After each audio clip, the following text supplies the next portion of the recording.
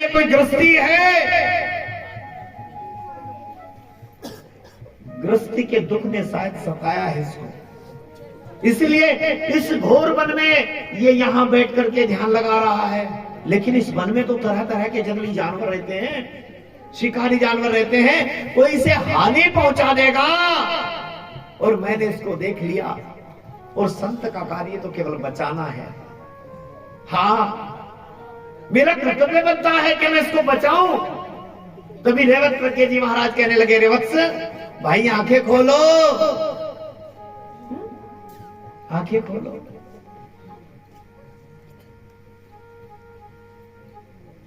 जीने वचन मिष्ट कहे बना, मुनि सरोज भरे उदक नैना। जैसे ही भक्त राज राहुल जी महाराज ने अपने कानों के द्वारा सुना उस अमृत वाणी को, बिल्कुल मीठी वाणी को, रे वत्स आंखें खोलो भाई, यहां क्या कर रहे हो। तभी सामने देखा चंद्रमा के समान सुंदर सूरज, मुख पर सूर्य के समान तेज प्रकाश पुंज। अरे बोले कोई साधारण संत नहीं है भैया।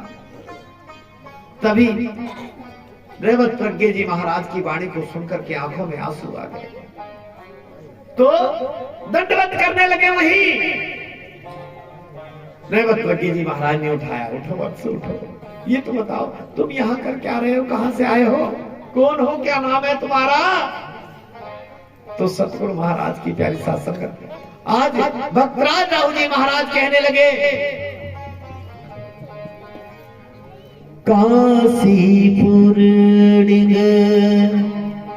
नगर हमारा, राम नाम किस मत का मारा।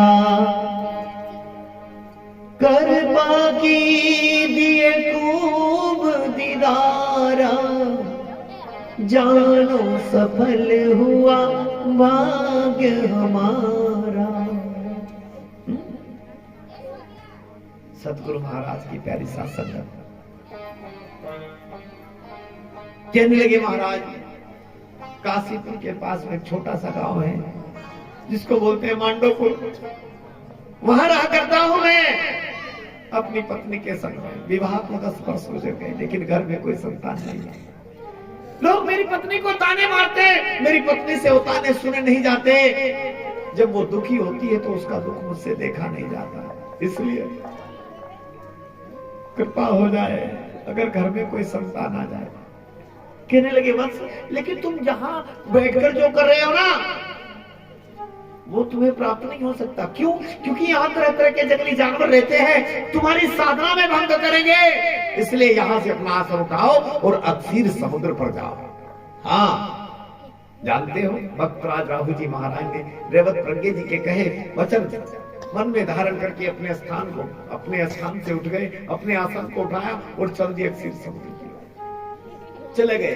क्योंकि वहां का जो वातावरण है वो भक्ति रस से सराबोर है, वहां की जो वायु है वो आनंददायिनी है।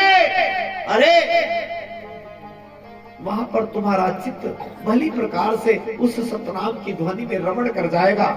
वत्स उठो यहां से।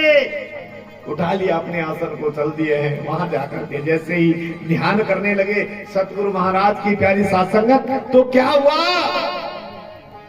श्वास श्वास सुमिरन किया, सतनाम अज पाजा, प्राणायाम साधन किया, मिट दिया प्रिय ठाकुर भगतो, मिट दिया प्रियता, मिट दिया प्रिय ठाकुर भगतो, मिट दिया प्रियता। हरि बोल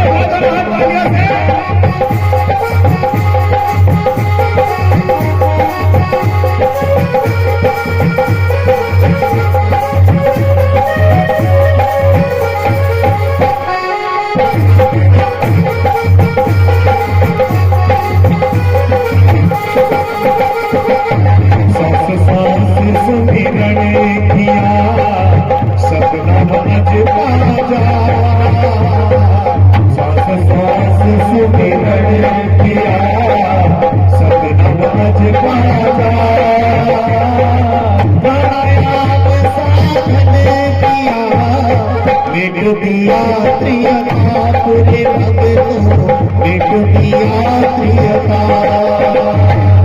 मिट दिया प्रियता पूरे भक्तों, मिट दिया प्रियता। अब बोलो जय गुरुदेव, जोर से बोलो। तो सतगुरु महाराज की प्यारी साथ संगत, अब जानते हो क्या हुआ? जैसे ही भक्तराज राहु जी महाराज ने क्या किया, बोले प्रथम 10 दिन ध्यान किया, बोले जब भूख लगती, जब भूख लगती तो फलाहार कर लेते, जब प्यास लगती तो जलपान कर लेते और फिर बैठ जाते साधना में। हाँ, सतगुरु महाराज की प्यारी साथ संगत, क्या ऐसे ही क्रम चलता रहा 10 दिन तक, लेकिन कोई प्रतिफल नहीं मिला। अब ध्यान इतना दृढ़ होने लगा, बोले अब भूख लगनी बंद और केवल जल पी लेते। 20 दिन हो गए, कोई साधना नहीं मिली, कोई साधन नहीं मिला, कोई युक्ति प्राप्त नहीं हुई।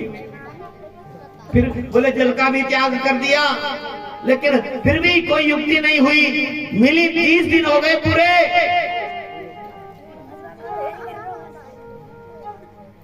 अब क्या? सतगुरु महाराज की प्यारी साथ संगत,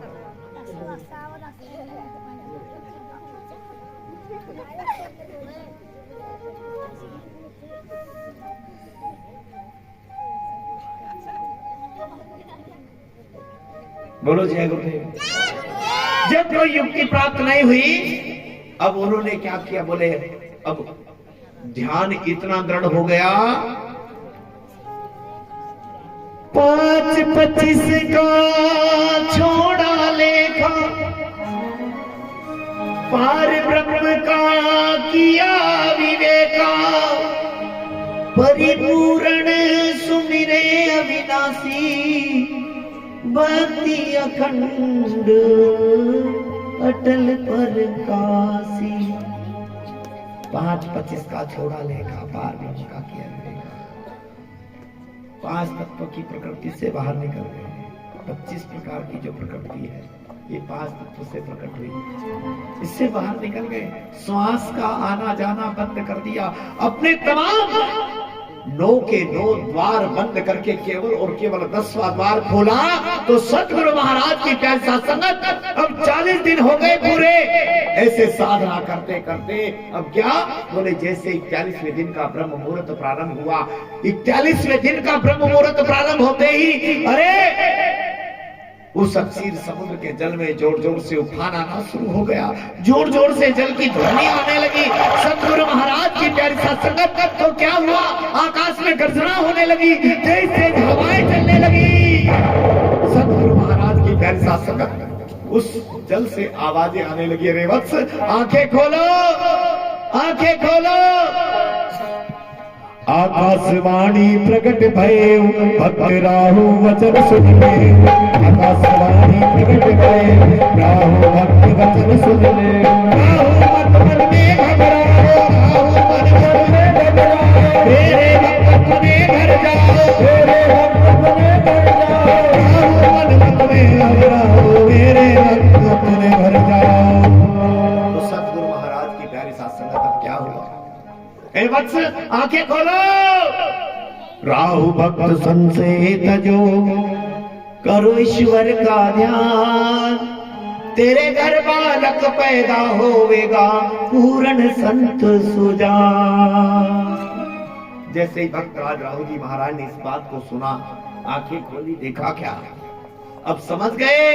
बोले ये कोई सारण वाणी नहीं थी, ये तो अगम की वाणी थी जो अंदर से प्रस्फुटित हो रही थी। तो सतगुरु महाराज की प्यारी साथ संगत, जानते हो भक्तराज राहु जी महाराज प्रसन्नचित हो गए और धर्मधार धीरज धरी आसन लिया,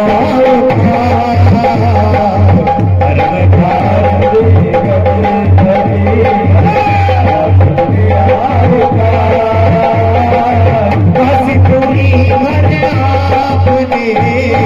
राहु पहुँचे भक्तों, राहु पहुँचे, राहु पहुँचे,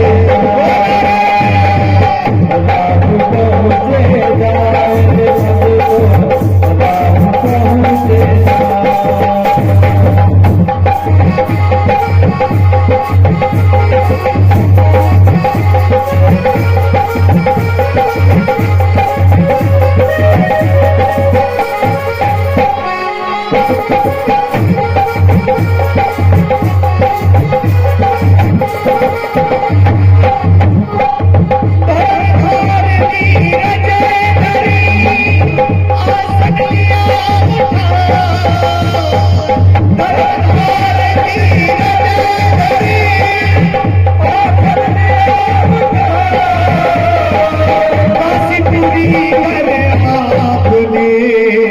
राहु पहुँचे गाए भक्तो राहु पहुँचे राहु